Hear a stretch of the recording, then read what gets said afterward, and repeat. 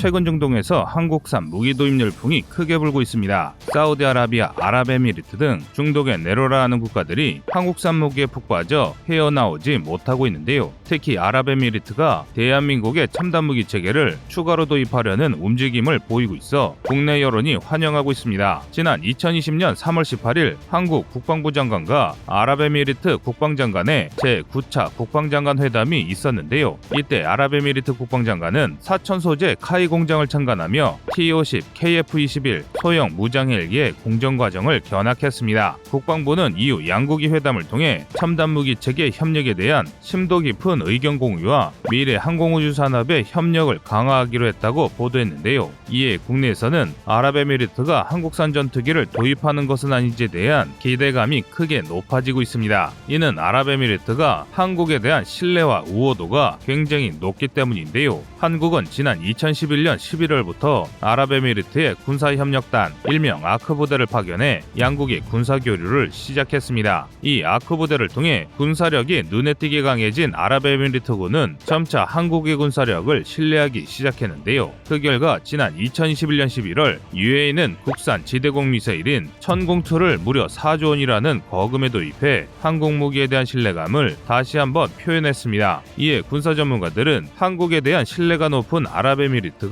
한국산 전투기에 눈독을 들이는 것은 당연하며 실제로 살 가능성이 높다고 주장했는데요. 하지만 일각에서는 이런 주장에 반론을 제기하는 사람들도 등장했습니다. 중동의 주요 국가 중 하나인 아랍에미리트를 노리는 국가들이 많다는 것인데요. 특히 중동과 가까운 유럽에서도 중동 시장 개척을 위해 아랍에미리트에 뛰어들고 있는데 한국산 무기가 그 틈새에서 경쟁하기는 어렵다는 것입니다. 실제로 유럽은 전통의 군사 강국이기 때문에 한국의 수출길은 어렵기만 해 보입니다. 하지만 수출 돌파구가 꼭 없는 것은 아닙니다. 한국산 무기는 수년 전부터 세계 시장에서 막대한 영향력을 끼치고 있기 때문인데요. 또한 한국산 무기는 적절한 성능과 저렴한 가격으로 전 세계 많은 국가들에게 사랑받고 있습니다. 게다가 아랍에미리트는 군의 현대화를 위해서 가성비 좋은 항공 무기를 대량 운영할 잠재력이 높습니다. 그럼 이런 의문이 드실 겁니다. 미국같이 우리보다 선진화된 미국산 무기를 도입하지 않고 왜 아랍에미리트는 한국산 무기를 도입하려는 이유 말이죠. 그래서 준비했습니다. 오늘은 아랍에미리트가 한국산 전투기를 살 수밖에 없는 이유에 대해 알아보겠습니다.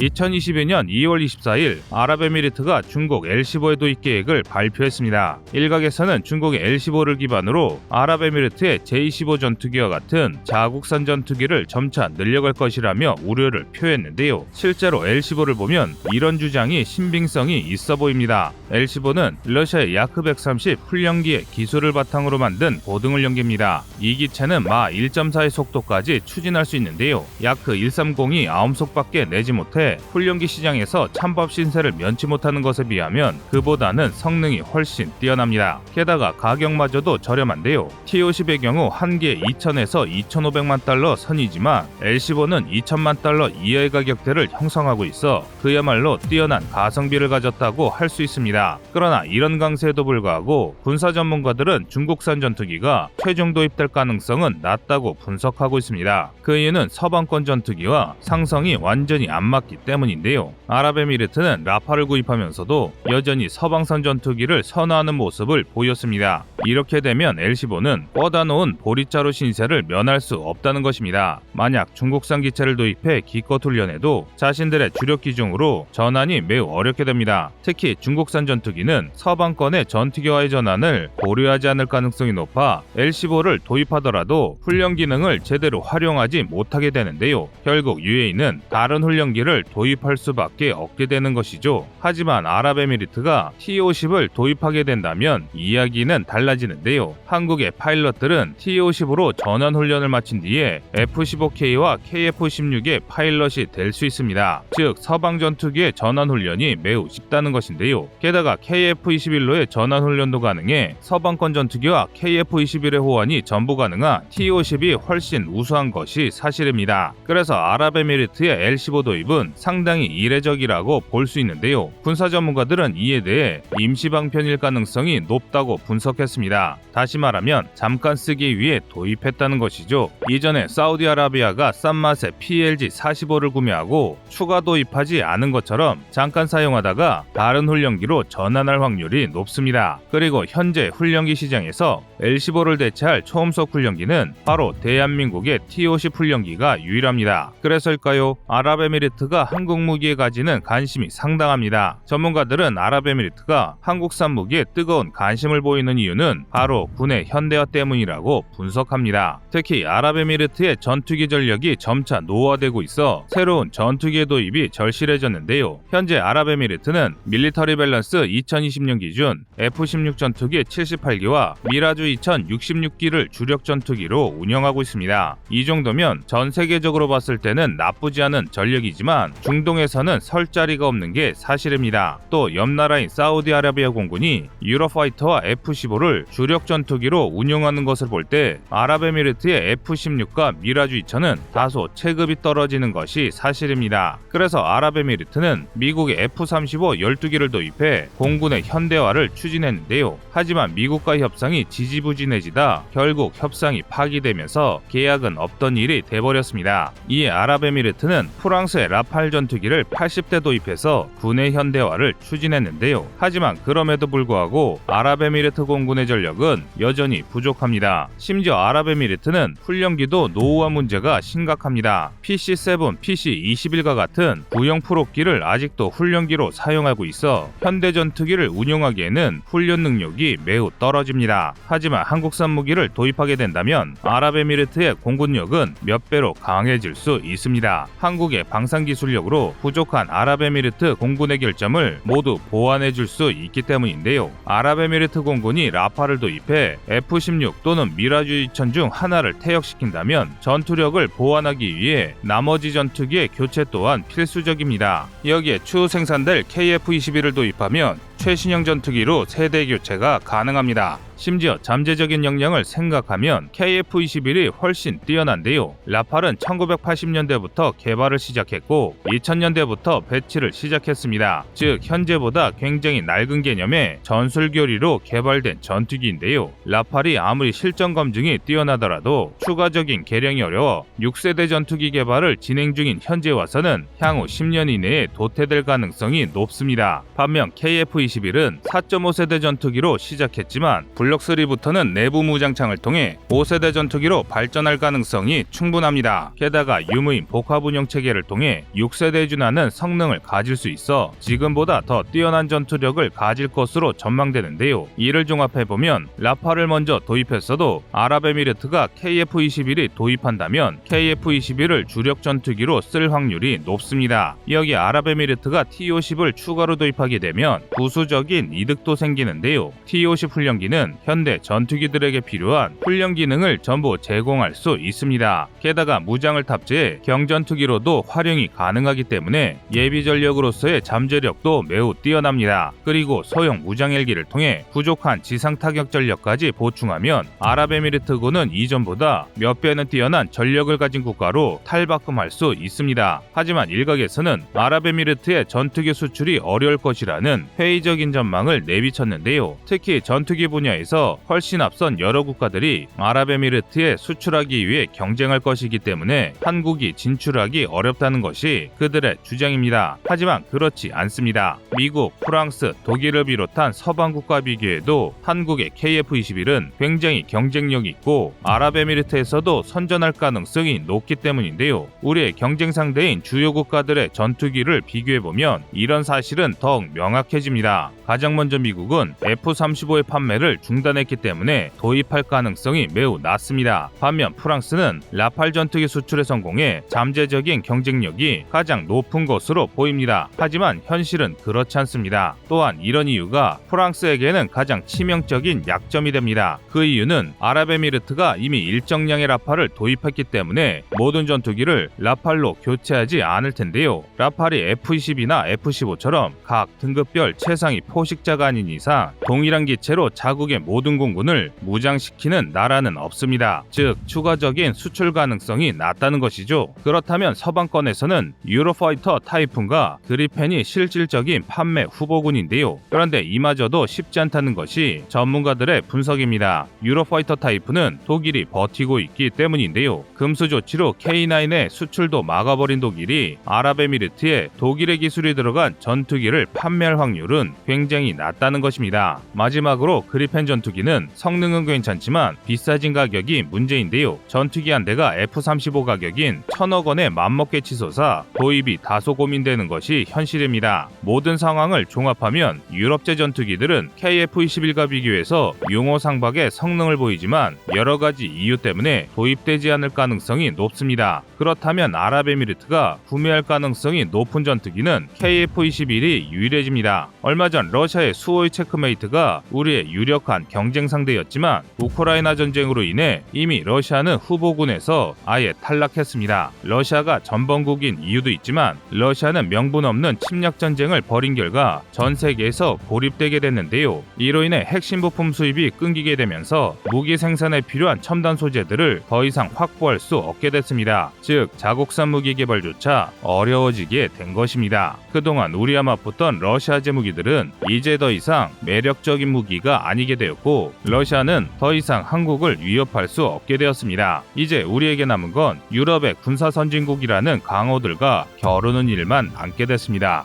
여러분의 생각은 어떠신가요? 안녕하세요, 꺼리투브입니다. 여러분의 가부나 성원에 힘입어 군사무기에 관심 없는 분들도 쉽게 이해하실 수 있는 대한민국의 육해공 군사무기의 숨은 비하 이야기를 책으로 엮었습니다. 하루 종일 검색해도 절대 찾을 수 없었던 비밀스러운 내용을 이제 책으로 만나보세요.